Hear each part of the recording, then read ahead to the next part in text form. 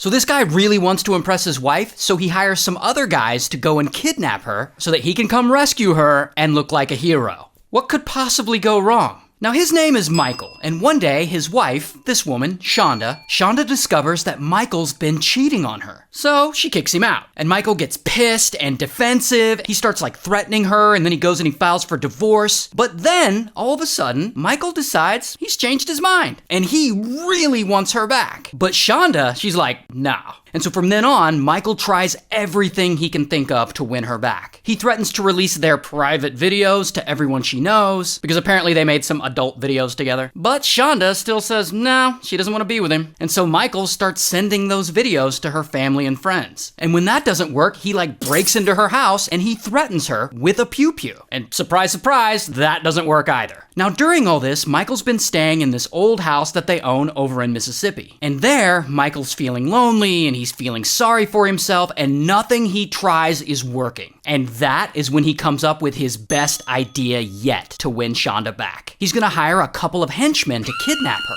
Once she's kidnapped, Michael plans to swoop in and fake rescue her and save the day. And then if all goes well, she'll fall back in love with him. I mean, it's a perfect plan. There's no way this could fail. So he goes and he hires a couple of henchmen to play the kidnappers, and he buys some handcuffs and he rents a van. And then weeks later, Shanda's at home and her doorbell rings. And then she goes to the door and it's the two henchmen. And they're wearing delivery uniforms and they're like, special delivery or whatever. And before she can react, they pull out pew-pews and they say, get on the ground! And then they handcuff her and they force her inside the van, and then they speed away. And as they're driving, one of the henchmen holds a pew-pew to her head, and he rips off her clothes and he forces pills into her mouth. And she is so scared, she's about to pass out. Meanwhile, a cop just happens to be driving behind them. This cop, Chad. Now Chad just got off work, he's on his way home, and he ends up behind the van. The henchman driving the van sees Chad, and then he gets up on the shoulder to get away from him. And Chad's like, that's suspicious, and he pulls the van over. But the van doesn't pull over. It speeds away, and it drives fast, and it pulls off the main road onto a dirt road into this swamp kind of area. And then the van gets stuck in the mud, because it had just rained. And at this point, the henchmen are freaking out. They're like, we didn't sign up for all this. And they just abandon the whole kidnapping plan, and they ditch the van, and they run away, and they flee to a nearby canal, and they jump in and they swim away. While Chad, he pulls up to the van, and he approaches and he opens the rear door, and there he finds Schanda in the back, naked and handcuffed. So police bring her to the hospital to recover, and they put her in a safe house. Now, the two henchmen who had jumped in the canal and got away, they didn't actually get away. They actually both end up drowning in that canal. So police find their bodies and they're like, what the f***?